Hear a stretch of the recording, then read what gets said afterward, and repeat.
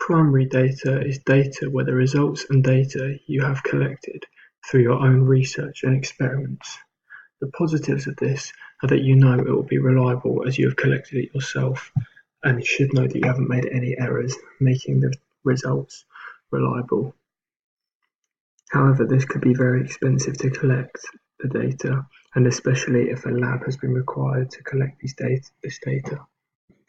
It can also take a long time if samples of people are needed, and permission for them to take part in the research needs to be required.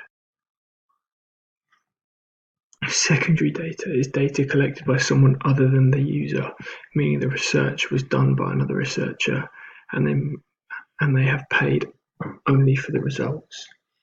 The positives of this are that it is very quick and possibly easy to find these results and data. However, depending on the research, the results could be very expensive to buy.